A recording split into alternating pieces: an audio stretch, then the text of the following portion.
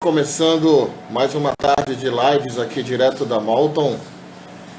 Hoje recebendo uma pessoa super especial para um bate-papo super animado, mas que é uma pessoa assim que tem uma formação super interessante, é um professor da universidade, é um formador de opinião, é alguém que a gente gosta muito, que tem uma participação muito especial no cenário paraense. Tá? E que a gente vai ter o maior prazer junto com vocês nessa tarde de poder compartilhar, conhecer um pouco mais. Estamos falando aí do nosso querido Marton Maués, um parceirão, né? Um cara super sensacional, e que a gente convidou. A gente já estava com vontade um tempão de bater um papo com o Marton, e ele aceitou. Que bom, muito obrigado. Estamos todos assim super agradecidos. Porque assim, bater papo com o Marton é uma enciclopédia de informação. É um cara que tem um trabalho muito bom à frente de um grupo chamado Palhaços Trovadores. E que a gente tem um orgulho de ser parceiro, de ser incentivador, de ser fã, né, de poder sempre estar participando, estar divulgando as programações, os projetos. Então assim, é uma tarde muito especial para a gente. Eu acho que a gente precisa aproveitar demais esse momento com o Marton. E assim, a gente gostaria, antes que o Marton entre aqui na live, a gente está aguardando a entrada dele, a gente queria fazer um convite. Amanhã, nesse mesmo horário, a gente vai estar batendo um papo com o Sebastião Campos, que é o presidente da FEComércio, Sesc, Senac, Sebrae. É um amigo também, é um parceiro. O Sebastião Campos vai estar aqui com a gente também para falar um pouco sobre esse cenário, né? Essa reabertura do comércio gradativa após pandemia, quer dizer, dentro da pandemia, mas assim o comércio volta a respirar a normalidade, né? Depois desse tempo aí, ó. O Marton já está aqui. Marton, é só pedir para entrar aí ao vivo. Que a gente recebe a solicitação para você poder participar junto com a gente aqui. Tem um botãozinho aí de solicitar participação. Aí a gente começa a conversar. Estamos só aguardando o Marton solicitar para a gente começar. Então, feito o convite do Sebastião, amanhã. Na quarta-feira a gente vai estar aqui mais uma vez com o nosso amigo Rodolfo Marques. A gente vai estar no segundo papo da série sobre o cenário político. O Marton não sabe pedir. Nosso amigo Mário Zumba entrando. O Zumba está pedindo para solicitar ao vivo aqui. Marton, você pode sair de novo da live, entra novamente e aí você solicita para visualizar, para participar. É só sair de novo, Marton. E aí você, quando entrar novamente, você aperta lá no solicitar para participação no vídeo ao vivo, ok? Bem, enquanto o Marton tenta voltar, sim, como eu estava falando para vocês, na quarta-feira a gente vai ter esse segundo papo sobre o cenário político com Rodolfo Marques. Na quinta-feira a gente vai estar aqui com a Aline. A Aline Ribeiro é uma parceira nossa, é uma colega também, trabalhamos juntos no Sesc. Ela é nutricionista e vai estar falando com a gente sobre esses cuidados aí com a alimentação, manuseio, higiene, essa questão sanitária aí que envolve esse manuseio com alimentos, essa guerra que é toda vez que a gente chega do supermercado ou da feira, enfim. Encerramos a semana na sexta-feira com o nosso querido sobrinho, músico, compositor, que mora em Brasília, chamado Thales Júnior. Olha, o Marton diz que mandou a solicitação, como a Fabiana está colocando aqui. Primeira vez é sempre assim. Vamos ver se aparece aqui a solicitação do Marton para entrar ao vivo. Nosso amigo Paulo Guedes, grande mano Paulo Guedes aqui também entrando. Maurena Alencar, nosso amigo Jojoca, parceiro de todas as tardes, está com a gente aqui. Nosso querido Mário Zumba também está conosco. Marton Maués, finalmente. Marton, cadê você? Eu vim aqui só para te ver. Mas está chegando, finalmente. Oh. É assim. Chegou o Marton Maués.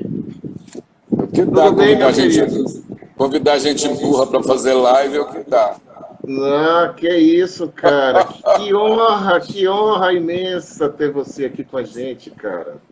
Tudo bom? Tudo, você está escutando bem o som, a imagem, tá legal? Eu tenho um fone que só tem um lado, porque o outro está quebrado, mas eu estou escutando bem. Tá bem, então pronto, que bom. Marton, a gente queria imensamente agradecer você, né, dedicar esse tempo aí para a gente trocar essa ideia. Você sabe que a gente é muito, muito, muito fã de você, fã do trabalho que você tem, o fã de todos esses nossos amigos queridos desse grupo maravilhoso chamado Palhaços Trovadores. E assim, como eu te falei, que no convite que a gente fez, esse momento, Marton, é para a gente trocar ideia, é um papo de amigo, sabe, Marton? Eu queria que você falasse um pouco para a gente dessa tua experiência, como é que você está passando esse momento aí de pandemia, de isolamento. É muito ruim quando pessoas tão orgânicas, tão humanas, né, com trabalho de gente, de toque, de corpo, é obrigado a se isolar desse momento, né, Marta? Acho que é muito ruim, é muito pior esse momento para esse tipo de trabalho, não é não? Eu acho que é muito difícil, né, para todo mundo. Para mim tem sido muito difícil, por vários motivos, né, por várias questões. Mas eu acho que mais difícil seria também não se isolar, né, se expor ao perigo, né? Porque a gente sabe, eu acho que a gente tem que ter plena consciência disso, que esse vírus ele é muito letal, né? Ele já matou, eu acho que mais de 30 mil pessoas no Brasil, né? Então, e ele ataca principalmente uma camada da população muito vulnerável, que sem o vírus essa população já é vulnerável demais no Brasil, né? É uma população, né, de uma faixa de idade que nós, brasileiros, costumamos desprezar, né, tratar mal. Né? A gente vê por todas, inclusive por todas as políticas atuais, né, com relação à aposentadoria, aos velhos e tudo mais, né, cada vez mais maltratados. Enfim, eu acho que é difícil, né, o isolamento, né, mas ele é imensamente necessário e ele é menos pior do que você se expor à rua. Eu tenho aprendido muita coisa, eu estou completamente isolado, a porta da minha casa quase que não abre nunca. Estou eu, meu filho e a irmã dele, meu filho tem 12 anos, vai fazer 13 anos agora, dia 15. E a irmã dele tem 21 anos. Ela mora comigo há 2 anos também. Então, só nós 3. E nenhum dos 3 sabia cozinhar. Eu tenho uma secretária, mas eu a dispensei desde o início da quarentena, né? Ela está na casa dela com os filhos, continua recebendo o salário, o vale transporte, somos amigos. Ela quer vir, mas eu ainda disse que ela precisa ficar lá, se protegendo e protegendo também, protegendo seus filhos e protegendo também a minha família, né? Eu acho que a gente se protege mutuamente. Ei, Marton, eu sou filho de cozinheira. Tenho uma irmã que é uma excelente cozinheira, mas eu não sabia fritar um ovo direito. E tive que encarar a cozinha. Eu cozinho todos os dias para nós nos alimentarmos aqui em casa. E eu descobri uma coisa, descobri um talento em mim que eu não tinha, né? Estou fazendo pratos. A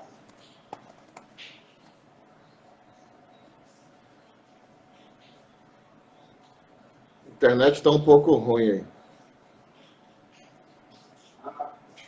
Aprendi a tratar peixe. Estou fazendo várias comidas, feijão, nunca tinha feito na vida, carne, cana.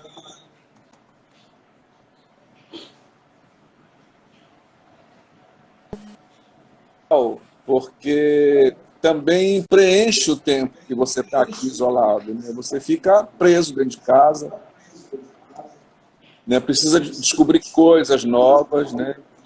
Inventar coisas novas. Eu, quando iniciou a quarentena, eu comecei a fazer exercícios, a fazer algumas postagens no Facebook. Eu uso mais o Facebook do que o Instagram. Eu criei umas paródias junto com o meu parceiro Mário Zumba, que eu acho que está aí. Eu vi você falar o nome dele. Ah, o Zumba. Zumba está aí com a gente. Aí nós criamos umas paródias, eu gravei como palhaço, mas eu adoeci. Eu não sei se eu tive Covid, mas eu adoeci e fiquei uns dias mal, eu fiquei umas 3 semanas me recuperando. Não foi uma coisa muito forte, mas me abateu bastante e mexeu muito com a minha cabeça, né? E depois, com a evolução da doença no Brasil e a quarentena se estendendo, eu fui ficando um pouco abatido também, né? Eu fiquei meio para baixo e parei de fazer as coisas. Uma coisa que eu tenho feito muito, e que eu já fazia, mas não fazia com tanta intensidade, é desenhar. Eu gosto de desenhar, eu desenho muito mal, tenho um desenho bizarro, mas eu tenho desenhado muito, faço 2, 3, 4 desenhos por dia, e eu tô aquarelando, né? Eu fazia muito desenho de palhaço, eu tenho muitos desenhos de palhaço, mas eu colorizava no Photoshop, né? Mas eu comecei a pintar com aquarela, peguei umas aquarelas velhas que eu tinha aqui, e agora já comprei um monte de material, pincel, eu posso até mostrar alguma coisa que eu fiz. Eu adoro tudo que você pinta. Tem gente que gosta, eu faço porque o pessoal gosta. Eu acho muito feio, mas desenho mal feito, tudo torto, mas as pessoas gostam. Olha, tu acabaste de mostrar teu desenho, entrou o Geraldo Teixeira aí, Marco. Ele elogia, cara, cada vez que o Geraldo ou outro artista plástico elogia ou curte, eu desmaio aqui em casa. Olha, esse aqui é uma foto de um amigo nosso que apareceu no Instagram, achei bonita. Eu vou desenhando os amigos, vou desenhando as ruas, as casas, igrejas. É o meu passatempo, né? Eu fico horas, eu faço isso na cama ou então sentado num banco que tem aqui na cozinha. Eu estou na cozinha da minha casa agora. É o lugar da casa onde eu passo a maior parte do meu tempo. Às vezes eu passo o dia inteiro aqui. Eu cozinho, tomo café, depois cozinho. A gente tem acordado tarde, os horários estão completamente loucos, né? Aí eu cozinho, a gente almoça e eu fico o tempo inteiro sentado nesse banco, ou ouvindo música, ou lendo, ou tocando meu ukulele. Eu tenho um violãozinho que eu fico tocando, tirando umas músicas, ou então desenhando, mais desenhando do que qualquer outra coisa. Olha, a Marília está pedindo aí para você desenhar ela e tal, ó. Ela acabou de falar, me desenha. Marília, eu posso até tentar, mas essas coisas são muito rompantes. Às vezes eu vejo uma foto de um amigo, ou eu vejo uma imagem, aí isso me bate, entendeu? Se eu for tentar fazer, às vezes não dá certo, né? Mas eu posso tentar. Olha, mas o Geraldo está endossando, que os desenhos estão muito bons. O Geraldo é um querido, ele é muito bondoso, ele é que faz umas coisas maravilhosas. A Lana também está com a gente aqui, Lana Machado na sala, seja bem-vinda. Lana, que saudade. É bom a gente ter amigo, né? A minha irmã Berna, lá de Brasília. A minha irmã lá de Brasília, a Berna Souza, também está com a gente. A Suane mandando beijo. Fabiana Lassance, que é sua fanzaça também aqui, tá ligadaça. Cara, eu relutei muito em aceitar. Eu já tinha sido convidado para outras lives, mas o tempo inteiro eu ficava, onde é que eu vou falar? Não tem nada para falar de interessante, entendeu? Eu até te falei isso, né? Sim, sim. E eu também, assim, eu assisto algumas lives, mas eu te confesso que eu não tenho muita paciência, assim, para ficar, né, olhando. Eu não sei o que é. Eu acho que talvez seja um defeito meu mesmo, mas eu acho que hoje também tem sido uma maneira da gente se encontrar e ouvir mais as pessoas, né? Já curti assim, algumas lives assim, inteiras, mais de música, né? Música é uma coisa que mexe muito comigo, né? Eu sou muito ligado, eu faço quase tudo com música. E nesse tempo agora eu tenho ouvido muita música. Eu abri uma conta no Spotify, eu chamo de Spotify, por causa da Ângela Rorô. Eu assisti um show dela, ela falava o tempo inteiro no Spotify, fazer o maior negócio. Agora, Aí eu estou apaixonado pelo Spotify, porque tem tudo lá, né, de música. tem pra Sim, todo pode mundo. perguntar, Zé, pergunta aí. Não, é como a gente conversou, Marta. Isso aqui é um espaço para a gente trocar ideia mesmo. Eu te confesso, assim, eu tô falando para você Olha, o o que eu Milton falei. acabou de entrar, eu mostrei o desenho dele ainda agora. Newton, acabei de te mostrar, olha. Olha só, é o Newton, isso aí é, Marta? É, o Newton. Eu, Aquele eu, ator que faz 10 mil peças por ano em Belém. É o ator que mais trabalha em Belém, coitado. Eu tenho uma pena dele que ele deve morrer de cansado. Meu amigo Marquinhos Favacho, lá do Sesc Boulevard, também está com a gente aí na live, Marta. A Suane quer que eu cante. Depois eu canto só É, pra ti, Suane. eu também quero uma no ukulele pra gente curtir. Pô, tá lá Ei, no quarto Marto, o violão. Depois eu canto. eu queria te agradecer imensamente, assim, cara, porque eu tenho um defeito gigante, assim, que eu começo a comparar o que as pessoas estão fazendo com a possibilidade de nós fazermos, sabe? E eu também comecei a avaliar nesse período de pandemia que as lives começaram com essa questão de música e depois começaram a live desses bate-papos com muita gente legal na internet, entendeu? Muita gente bacana, muitos amigos trocando ideia no Face, no Instagram. O Instagram acabou abrindo esse canal mais prático, né? O Face depois entrou agora. Eu acho que a gente já está conseguindo bater papo também no Face. Né? Até o Paulo Guedes aqui está com a gente aqui na live, fez um teste no domingo na live dele e funcionou. Mas parece que o Instagram tem uma facilidade maior. Mas daí eu percebi que a gente também poderia usar isso em nosso favor, entendeu? Quer dizer, tanta gente bacana como você, como vários outros amigos que têm história. Só de você contar uma história pra gente já é um aprendizado. Né? Só de ver você falando que aprendeu a fazer um feijão do mato. Olha, a Socorro e a Shirlene. A Shirlene é uma das mulheres mais bonitas que eu conheço na minha vida. Acabou de entrar. Seja bem-vindo. Olha, Zé, eu acho assim, uma das categorias que tem sido muito afetadas com a pandemia é a categoria dos artistas, né? Sim. Então, assim, os teatros fecharam. Por exemplo, nós, Palhaços Trovadores, nós temos uma casa, né, há 10 anos, que já é uma referência na cidade como um espaço, né, alternativo, né, de cultura, de artes cênicas. A gente promove vários eventos lá e nós temos um gasto muito grande para manter essa casa, né? E com tudo parado, a gente não tem mais dinheiro, mas as contas chegam todo mês. Verdade. Né? Verdade. Então a gente está tentando ver o que a gente pode fazer. E essa é uma questão. E muitos artistas não têm como ganhar dinheiro, né? E a gente vê que são poucas ainda as políticas no sentido de criarem alternativas para essas pessoas sobreviverem. Até eu gostaria de dar um depoimento aqui.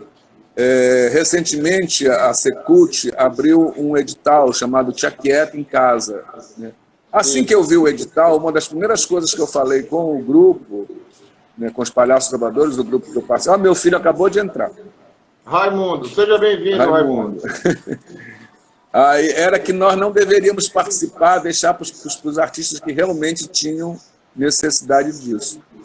Bom, aí um amigo meu do Paravida ficou pedindo para que nós nos inscrevêssemos, né, em nome do Paravida, para que pudesse pegar o dinheiro e repassar que eles têm muita necessidade. Eu acabei, eu mesmo fazendo, eu estava gravando um negócio dos poemas, focando só na minha boca, brincando com isso. Eu acabei me inscrevendo para doar o dinheiro para o Chiquinho do Paravida, né? Mas depois eu vi que isso também foi um erro, sabe, Zé? Então, eu mandei um e-mail lá para a Secult, pedi para me descredenciarem, para não validarem a minha inscrição, né? Falei com o Chiquinho, expliquei para ele que eu não achava legal, né? Que eu acho que também o Arte pela Vida tem outras maneiras. Eu contribuo há muitos anos, e os Palhaços Trovadores também contribuem muitos anos com o Arte pela Vida, né? E porque eu acho realmente que o edital era para os artistas que realmente necessitam, entendeu? Foi um erro que eu cometi, mas graças a Deus eu consegui corrigir a tempo. Eu gostaria de colocar isso aqui, né? Porque eu sei que deve ter rolado uns burburinhos por aí, mas é normal, né? A gente não está aqui para agradar todo mundo, e também a gente não está acima do bem e do mal. Mas pela lista que você viu, Marco, já que a gente entrou nessa seara aí, pela lista que você viu, você acha que houve esse mesmo pensamento seu em relação aos demais colegas da área? Não, eu acho que em algum momento não, mas eu também não posso falar com propriedade, okay, porque eu não vi a lista toda, entendeu? Então eu não sei, né? Eu li algumas coisas sobre, mas também eu não me inteirei muito da questão, né? Eu saí, né? Pedi desculpa, expliquei qual era o motivo, né, que eu estava saindo, porque eu achava realmente que era para outro tipo né, outra categoria de artista que deveria participar, que deveria ser beneficiado com o edital. E, Marta, os Palhaços Trovadores hoje já estão preocupados, ou preocupados não vou mudar a palavra, mas baseado nessa experiência que todos nós acabamos sendo obrigados em passar, e pelo que surge como uma tendência da internet, como um canal de comunicação para a gente continuar tendo essa proximidade com o público, vocês já pensam em ter novos caminhos e ter alternativas nesse sentido para continuar o trabalho do grupo, Marta, mesmo que virtual? Olha, a gente não tem, né? A gente tem conversado sobre tentar fazer coisas, né, de vídeo, no sentido mais de ajudar as pessoas, colocar as pessoas para cima, né? Agora a gente está querendo criar uma campanha realmente para a gente conseguir uma grana para pagar as contas, né? A gente vai gravar pequenas cenas, pequenas coisinhas nos spots, a ideia é essa, e colocar a conta do grupo para quem quiser contribuir, porque a gente, daqui a pouco, a gente vai começar a deixar de pagar, né, conta de água, conta de luz, porque o negócio está pegando, né? Porque nós nos autossustentamos, né? Então é difícil, é tudo muito caro, né? A gente não tem nenhum tipo de incentivo dos governos no sentido de minimizar esses gastos desses grupos alternativos que às vezes fazem mais coisas ou coisas mais interessantes do que os próprios órgãos de cultura, né? Se a gente for pensar na prefeitura, pelo amor de Deus, né? A prefeitura, em termos de culturais, a gente sabe que é uma tristeza. Eu acho que, infelizmente, nós, da área da cultura, passamos por dois impactos muito fortes. Um é o da natureza, que é o pandêmico, que é o do vírus, e o outro é a falta total de apoio institucional, quer seja da esfera pública quanto da privada, né? Nós já estávamos adoecendo nessa relação antes do coronavírus, essa relação já estava muito doente, infelizmente, né? Então agora a coisa só se precipitou. Um grande abraço para nossa querida Maiolina Neves, lá da Biblioteca Pública Arturiana. Rapaz, tem 21 pessoas, esse povo não tem o que fazer mesmo na vida. 22. Nosso amigo Caio Bentes, toda tarde está com a gente aqui. Meu querido amigo Luiz Lau, também está conosco aqui, Marton. E aí eu queria, já que a gente entrou nessa seara de questão de política cultural, eu queria, você já está se posicionando, e eu concordo plenamente com você em relação a isso, e a gente percebe que, infelizmente, há A uma Tonton, miopia. queria só mandar um beijo para Tonton, lá de Macapá. Tonton, nosso Sim. querido Tarcísio Monteiro, Rosângela está entrando aqui também, nossa amiga Rosana Coral. Bromélia, Rosângela Sim, Coral. desculpa eu ter te cortado, desculpa eu ter te cortado. Tudo bem. Meu filho aí, professor Tiago Vilhena, também está na sala. Muita gente, tá legal. A tarde está animada hoje, Marco. Plateia lotada aí. Já tem 24, olha o número cabalístico. Então, vamos voltar a esse papo aí da política cultural, porque acho que é uma coisa que importa, Marco, porque eu acho que talvez agora, como você colocou, é o momento de reinvenção, o momento de repensar muita coisa. Eu acho que o aprender a fazer feijão, ele vai muito além, né? Eu acho que talvez a gente use essa metáfora, né, do feijão do Marton, para a gente ver que esse feijão ele tem que ser muito maior. O feijão ele representa o aprendizado. Engrossar esse caldo e colocar água nele, porque chega mais um, principalmente quando a gente fala em palhaços trovadores, né? Eu acho que a cidade precisa se apropriar, eu acho que a gente está num processo de mudança, a tecnologia chegou muito forte, mas ela é um meio que nós estamos tendo para fazer isso que a gente está fazendo, para escoar a nossa produção, para mostrar o nosso talento para as pessoas. E legal que agora a coisa não se resume agora ao regional, né? A gente tem o Brasil e o mundo rapidamente numa live, num bate-papo, num seminário. É uma feira, é um congresso que a gente pode fazer virtual. Outro dia eu escutava numa live da Starcy, que é uma ONG parceira nossa nos Estados Unidos, e eles falavam muito dessa coisa da internet otimizando as relações em termos de tempo. Porque antigamente, para a gente marcar uma reunião, a gente marcava numa sala, né, na casa de alguém, sempre tinha aquela coisa, alguém chegou atrasado porque teve um problema de trânsito. Agora com a internet não, a gente faz isso rapidamente, discute rapidamente numa live, pega um Zoom e coloca 50 pessoas numa reunião para conversar. A gente está vendo que congressos internacionais já estão começando a acontecer via internet. Então existe uma velocidade muito grande nessa questão, Marco, mas aí a gente volta à nossa origem, que é a arte. A gente está falando numa arte circense, numa arte super criativa, né? Que a gente trabalha com o lúdico, que a gente trabalha com a relação humana, que a gente trabalha com um tema que as pessoas se identificam com isso. Como é que você vê essa relação, a internet e o físico dentro desse aspecto, dessa arte que vocês produzem no dia a dia, Marton? Eu acho que não vai substituir o físico, né? Eu acho que o físico é fundamental, né? O meu trabalho de artista, ele é presencial. Imagina, a gente trabalha a maior parte do tempo em lugares alternativos, na rua, na praça, é contato direto com o público. Esse contato, para mim, é essencial, é fundamental. O palhaço, principalmente, necessita dele. Ele precisa esse contato direto com o público, esse toque, esse calor, né? É possível fazer alguma coisa pela internet, pelo meio virtual? Mas nunca vai substituir, nunca vai ser igual, nem vai ter a força que tem a presença física. A presença física é revolucionária.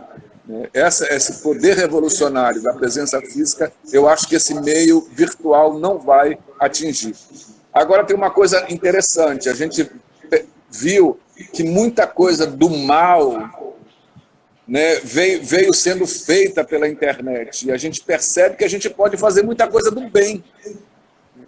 Então isso é importante, né?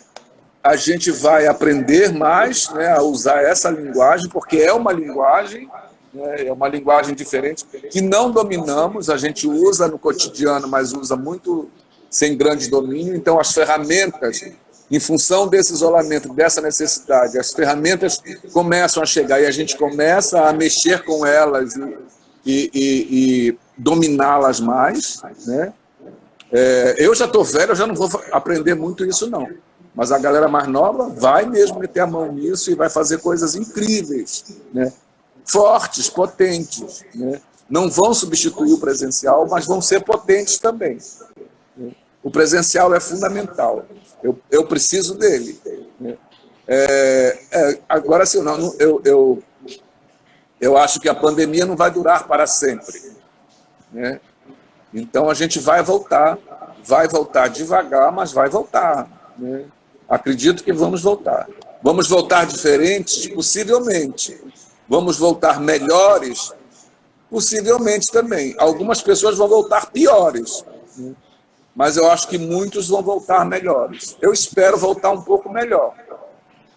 Eu diria que tem um percentual de transformação grande aí nesse processo, né, Marcos? Vitor, só um instantinho, o Vitor falou uma coisa aqui. Vitor, nós vamos fazer isso. Foi uma boa lembrança que você... Vamos, inclusive, nós temos um espetáculo só completo, bem gravado, né? Que é A Vingança de Ringo. A gente vai disponibilizar nas redes sociais para quem quiser assistir. Valeu, Vitor. Nosso querido Vitor Fleury, parceirão nosso aí. Eu queria mandar um abraço grande para o Vitor, agradecer pela contribuição.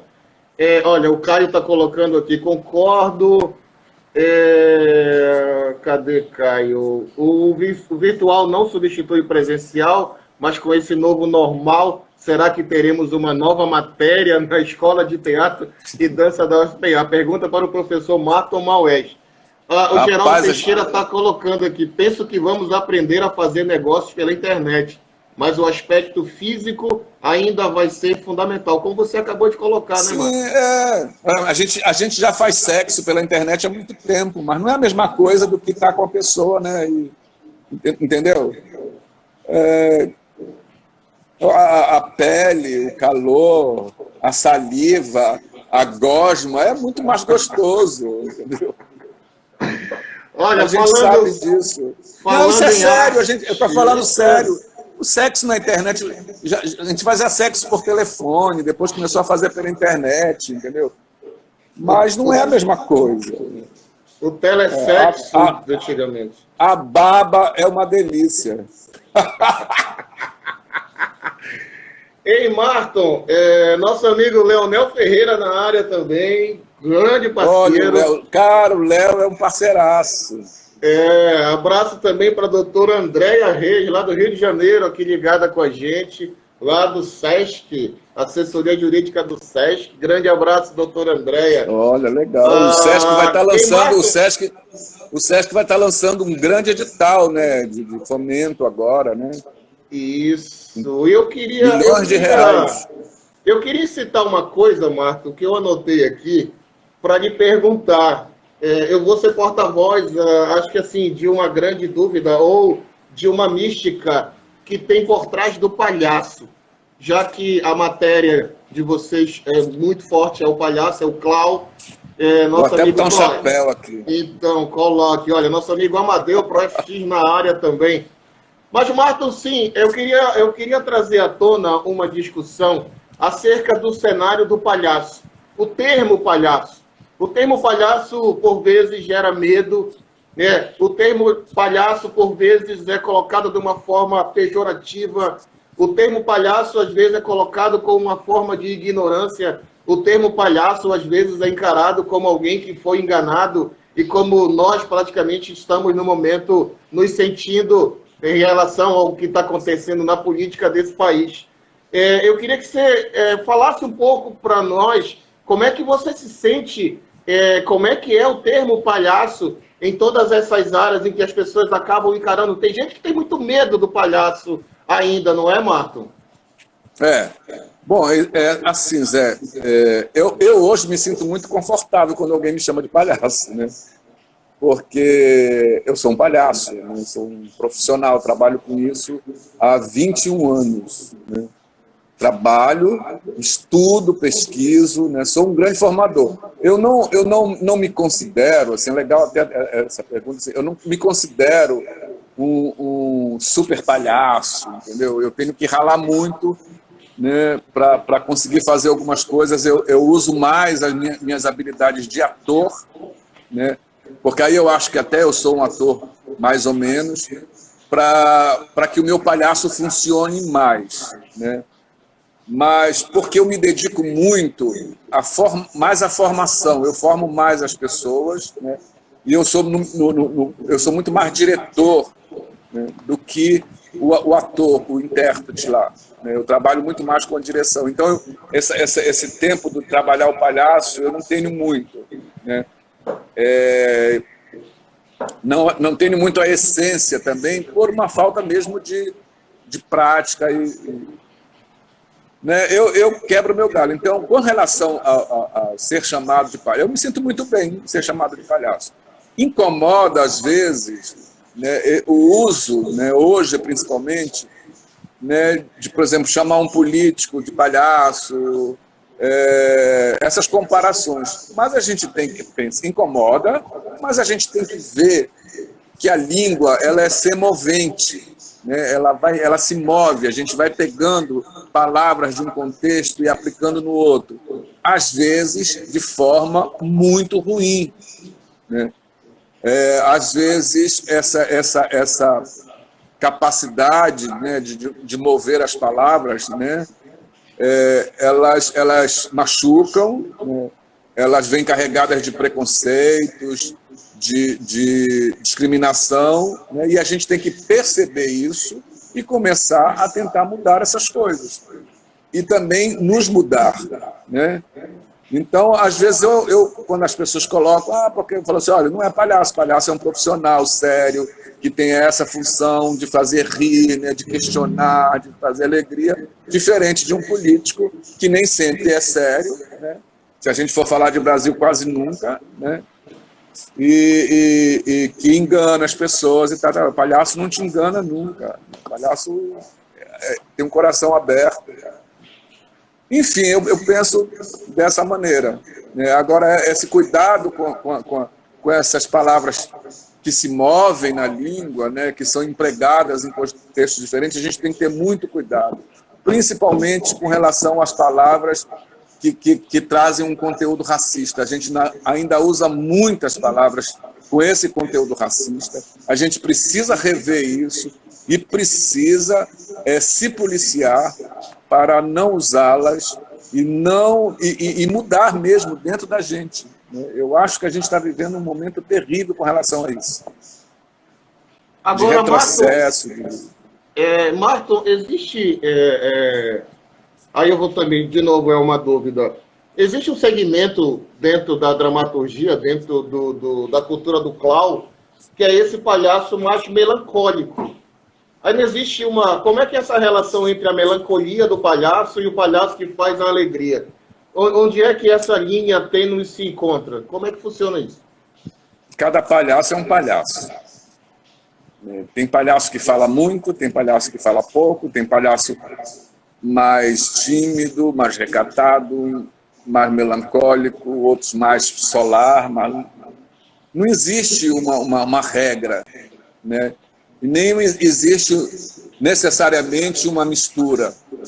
Cada palhaço, como cada ser humano, tem uma personalidade, porque o palhaço é um ser humano, né? O palhaço ele é feito, né, de uma amálgama que está dentro de mim, né, de coisas minhas, coisas, referências de fora também, mas muito do que eu sou. O palhaço, a gente costuma dizer que não é um personagem, no sentido de que foi escrito por um dramaturgo e eu, ator, vou interpretá-lo. Não, o palhaço ele é um personagem no outro sentido, no sentido de uma composição pessoal, íntima, única, própria, né?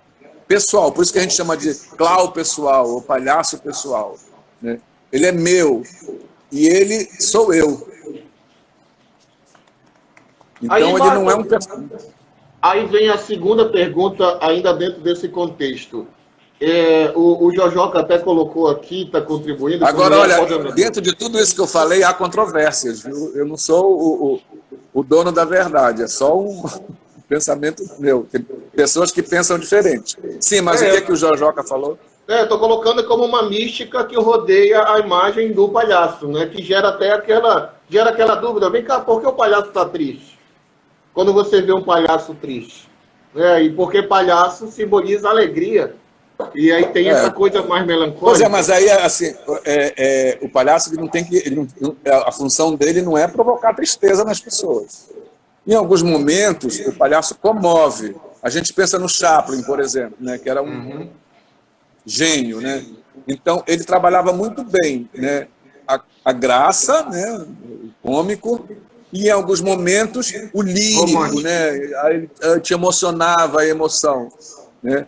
Então, essa tristeza do palhaço, ela tem que ou te emocionar ou te provocar o riso, né? Nós perdemos um grande palhaço, né, foi o Isaac, né, o Isaac. Já ia o falar Isaac sobre parecia que não tinha ânimo, que era triste, tudo. Mas essa estado dele, as pessoas riam disso, né? Então, no contexto daquele monte de palhaço ali, aparecia aquele que era mais lento, mais devagar, que tinha uma cara ou de tristeza ou meio emburrado, e as pessoas riam disso, né? Dessa diferença.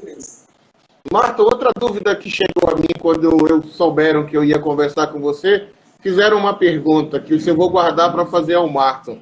Por que o palhaço pinta a sua cara com uma maquiagem forte e a gente não conhece quem é aquela pessoa? A tradição dos cômicos populares, desde antes do teatro existir, na Grécia, esse teatro da tragédia e da comédia, os cômicos, eles enfarinhavam o rosto, né? Eles pintavam o rosto com farinha, com trigo, né? Então, isso é uma tradição de muito tempo, né? Exatamente porque alguém fez isso e as pessoas foram repetindo, né? Com o surgimento do palhaço no circo foi a mesma coisa, né? Essa maquiagem. Tem um cara chamado Joseph Grimaldi, que era um grande ator também. Ele criou um personagem que usava a maquiagem, que foi um pouco como os palhaços depois foram se baseando nele para criar o que a gente chama de clown hoje, né?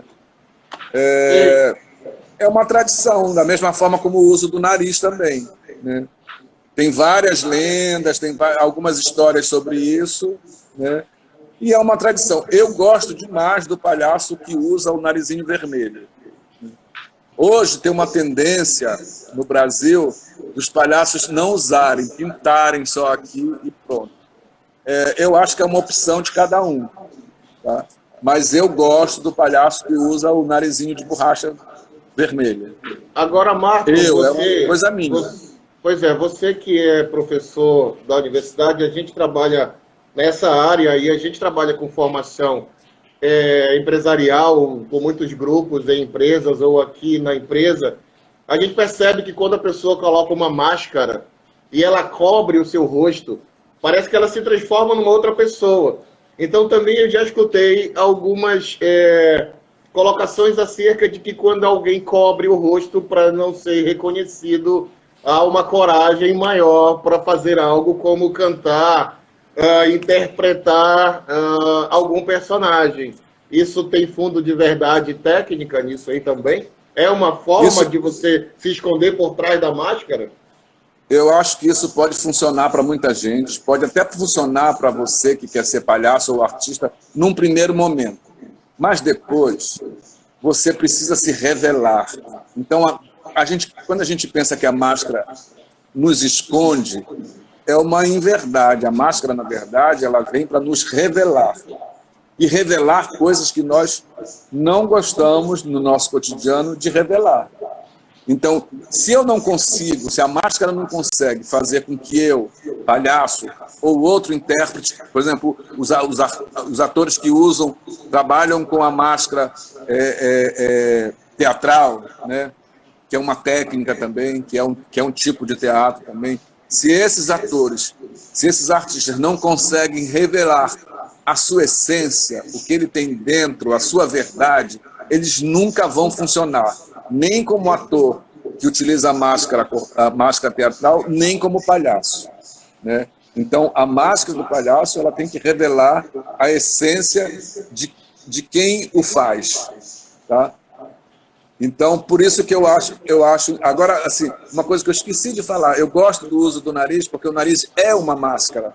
Tanto que a gente diz que o nariz é a menor máscara do mundo. E como máscara, ele cria um jogo, né, de olhar que é fundamental para o palhaço, é fundamental para o artista que trabalha com máscara. É esse jogo do olhar, essa transformação do corpo, né? que o nariz ajuda, né, e que a máscara teatral também ajuda. Muito, assim, quem começou a desenvolver uma pedagogia do clown no mundo foi um francês chamado Jacques Lecoq, no final dos anos 50, início dos anos 60. E ele introduz na escola dele, ele tinha uma escola de formação de ator, que trabalhava muito a questão do corpo do ator. Ele começou a desenvolver um trabalho de utilização da máscara, a partir da máscara neutra, que foi uma máscara criada por um outro francês chamado Jacques Coupeau, e ele foi desenvolvendo outras máscaras, máscara neutra, máscara larvária, máscara expressiva, meia máscara, e dois alunos dele, o Pierre Bilan e o Philippe Goulier, sugeriram que ele trabalhasse também o clown. Isso como uma ferramenta de formação do ator, mas também com uma linguagem autônoma. E ele foi desenvolvendo isso na escola dele. Existe até hoje a escola, ele já faleceu, chama L'École, e ele desenvolveu toda uma pedagogia, né, da utilização do clown, do palhaço, né, numa escola, né, e no teatro. Né. Aí eu já me perdi um pouco porque que eu estou falando isso. Não, a gente estava falando do uso da máscara, é por aí, tá certo, continua no mesmo Então, tempo. assim, o que eu queria dizer é que a máscara teatral, essa máscara larvária, neutra, psicológica, ela também muitas pessoas que trabalham com formação de palhaço trabalham com ela também no sentido de dar uma base e um jogo e um trabalho corporal, né? Porque ela neutraliza a tua expressão, né? E ela faz com que toda a tua expressão venha do teu corpo. Isso porque, Zé, durante muito tempo, o artista do teatro valorizava mais a voz, né? E o rosto. E o corpo era coberto por roupas e ele não se movimentava muito, né? E esses artistas do início do século XX, né, eles começavam a questionar isso, né, buscar essa corporeidade, né, essa ação física, essa força no corpo, né, trabalhando as energias, etc. É uma longa história, né? A gente tem, inclusive, muitos desses artistas, eles se inspiraram em artistas orientais, né, artistas da África, né, e para trazer isso para a Europa, que é de onde nós herdamos, né, essa tradição do teatro, essa tradição do palhaço, essa tradição do teatro de máscara, né, e várias outras, né, linguagens dentro das artes cênicas. Mas lá no Oriente, por exemplo, no Oriente, o que a gente chama de teatro, né, foi sempre feito com máscara, e a habilidade corporal, né, a força do corpo, né, era incrível. A gente tem isso até hoje, porque eles mantêm, né, a tradição. E a gente vê muito dentro também da nossa cultura popular como isso é bonito e forte, né? Que às vezes a gente vira as costas para um manancial de conhecimento e de linguagem que a gente tem aqui perto da gente. Marta, eu queria fazer mais uma provocação. Infelizmente, nosso tempo não sei se eu tá respondi alguma coisa, mas... Não, respondeu de forma maravilhosa. Olha, só registrando a nossa querida amiga Gisele Damasceno entrando aqui na sala. Sueli Belém também, que é uma psicóloga, que também está aqui com a gente, deve estar adorando essa questão dessa relação mais pessoal, mais orgânica com a representação da máscara. Nosso amigo Wilson Ferreira, também lá do Sesc, está com a gente também aqui nessa live de hoje. Agora, Marton, eu queria fazer uma provocação nesse sentido, não fugindo aí do assunto máscara, mas ainda aproveitando o que o Jojoca tinha deixado aqui de pergunta. Pergunta não, o Jojoca deu um depoimento muito interessante, falando na questão da representatividade. Porque acaba aonde termina o palhaço, aonde começa a pessoa. E aí tem uma outra pergunta que eu deixei aqui pronta, que me fizeram, também aonde acaba o Marton Maués e aonde começa o palhaço? As pessoas acabam não tendo uma relação muito íntima desse ator com essa pessoa, Marton? Não é muito forte essa representação? Porque mesmo que você tire a máscara, esse personagem, ele não é muito forte dentro do ator? Acompanha. Não tem esse limite, eu não sei te precisar. No meu caso, eu não sei precisar onde é que termina o palhaço, onde é que começa o Marton e vice-versa, né? E isso é incrível. Muitos palhaços, eles utilizam uma maquiagem muito, muito carregada, tão forte, que quando o ator tira, você não reconhece o ator, né? O Carequinha, que era um palhaço famoso, era assim, né?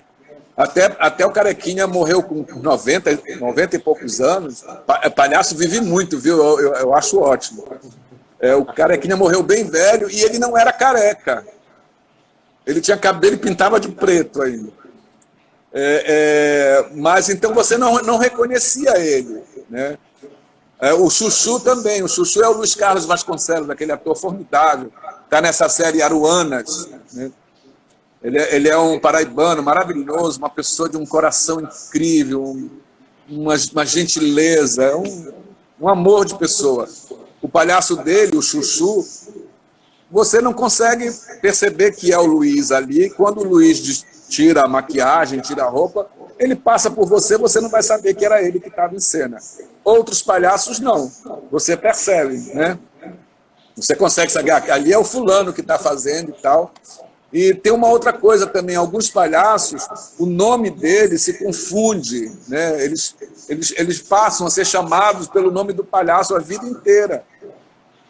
Então, por exemplo, tem um palhaço no nosso grupo, os palhaços trovadores, que a gente não chama nunca o nome dele, a gente só chama ele, estando de palhaço ou não, ele é o Feijão.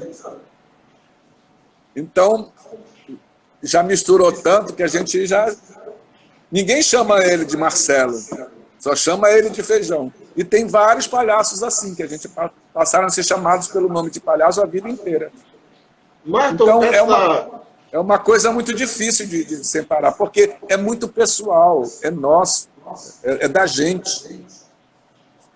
Essa máscara não dá um poder maior para a pessoa, enquanto formador de opinião, enquanto opinador, porque se a gente for pensar não, historicamente o palco, o tablado sempre foi um grande canalizador do grito da sociedade, né? O teatro sempre foi esse canal íntimo, porta-voz de angústias, porta-voz de fala, porta-voz do grito, porta-voz de tudo que a gente não poderia falar dentro de um regime opressor, autoritário. Então acaba que o teatro sempre teve, ao longo da história, essa representação maior do que a gente quer falar, mas não pode falar em casa, na rua, no trabalho, mas pode falar no palco através de um ator. Mas o palhaço, em que pese que ele tem uma máscara, ele não acaba criando uma proteção maior para ele, porque a gente não sabe quem ele é, e aí acaba ele tendo uma liderança maior nessa voz, nesse grito, nessa representação de uma opinião? Eu acho que não. Não? Não, é uma pergunta meio complicada, mas eu acho que não. Eu acho... bom, começaste falando em poder, né? Eu tenho um pânico dessa palavra. Pois é. Então, eu não sei. Poder... Porque você acaba se escondendo por trás de uma máscara, não, Marton? Eu não sei se se esconde, eu não sei se se esconde, é porque eu não vejo a máscara como um esconderijo, sabe? Entendi. Como algo que me esconda, né? E assim, como eu te falei, tem palhaços que a máscara não esconde muito o rosto dele, né? Então a gente percebe quem é. Eu acho que o artista, pela posição que ele ocupa, até a posição mesmo espacial, né, ele pode ter essa possibilidade e essa força de convencimento pela própria arte dele, né? O artista da cena, o artista da palavra também, da expressão do corpo, né? Das energias corporais. Então, isso é muito forte no sentido do que você diz ou do que você faz. do seu comportamento, né, diante do público, de influenciar as pessoas, para o bem e para o mal. Quando você fala que o artista sempre esteve à frente, eu acho que sim, né, o artista do teatro, o artista da cena, sempre esteve, né, à frente de algumas lutas, né, ou de muitas lutas, mas muitos também estiveram atrás, entendeu? Muitos também eram fascistas, muitos também eram contra um monte de coisa. A gente teve recentemente um secretário de cultura, né, do governo atual, que era um fascista, um diretor de teatro, um artista, que fez até um discurso com música nazista, com referências nazistas, uma coisa horrível. Ele foi demitido por isso, né? Então, assim, o artista, ele não é um ser perfeito, né? Não vamos mistificar demais, né? Existem muitos artistas de direita, existem muitos artistas calhordas, existem muitos artistas mau caráter. Caiu o telefone. Existe muito artista mau caráter também. Né? Tem muito artista apoiando o governo. A gente viu recentemente a cena da Regina Duarte. Da Regina. Né? Pois é. Gente, uma mulher completamente fora da casinha. A arte sempre teve essa coisa. Dentro de uma outra casinha, de uma casinha terrível, né, desumana, aquelas coisas que ela falou naquela entrevista, carregando mortos, obituários, pelo amor de Deus, que falta de respeito e sensibilidade com as pessoas que estão morrendo nesse país, por falta de cuidado, por falta de políticas sem pensar no povo não é política. Política sem pensar nas categorias não é política. Quando você falou no início sobre política cultural, não existe política cultural no Brasil, não existe política cultural no Estado, não existe política cultural nessa cidade. Política cultural só existe se ela for pensada junto com as bases. Política cultural de gabinete é evento, é programa de governo, é programa de prefeitura. Política cultural tem que estar do lado dos artistas, tem que conversar com os artistas, com os produtores, com os técnicos, tem que ir nas periferias, tem que ir nos municípios. Isso que fazem, que chamam de política cultural, não é política cultural. É um processo democrático, né, Marta? Não tem como fazer arte, fazer política, fazer cultura, sem escutar as bases, né? Sem ter um processo democrático. Exatamente. É como eu penso. A gente também comunga da mesma opinião, Marton, porque a gente já milita há um tempo junto com todo mundo nessa área e a gente percebe a miopia, a gente percebe que mudanças de política saem e continua a mesma situação, mas eu acho também que a gente tem um problema sério aí de formação na educação, falta de formação dos nossos filhos nas escolas, falta de formação dos nossos gestores, falta de formação dos nossos empresários, falta de geração de divisas, falta de ter uma política horizontalizada que comungue com economia, com política pública, com cultura, com turismo, enfim. Mas acho que é um longo trabalho e talvez a gente tenha um horizonte melhor, vamos torcer para isso. Marton Moés, a gente está chegando ao final dessa live, falta aí 1 minuto. Muito obrigado, muito. É 1 hora só de papo. Não falei nada. Vai precisar parte 2, Marta. Vamos logo ver uma outra Bora, data. A gente fala. Cara, eu tô com uma vontade de namorar, tô sentindo muita falta de namorar. Pronto. Eu precisava dizer isso hoje aqui. Olha, 1 minuto para acabar a live, Marton. Tá, então eu quero te agradecer. Se quiser bater um outro papo, a gente bate. Eu gostei muito. Que bom. Foi bom para mim também. Eu falo muita besteira, achei que até não falei tanto. Obrigado, um grande abraço, um beijo para todo mundo que teve a paciência de assistir. Olha, foi sensacional. Beijão, obrigado a todos, obrigado a você, do coração. Beijo aos trovadores, sucesso. Parabéns a todos. Podia terminar botando o nariz aqui, né? Olha, eu ia ler o que o Zumba escreveu, eu vou deixar para a próxima, a gente vai ler. Eu não vi o Acaba que ele Marcos. escreveu. Na próxima a gente lê, Zumba, está registrado aqui, eu deixei anotado. Esmar no seu melhor tom. Valeu, Zumba. Mário Zumba.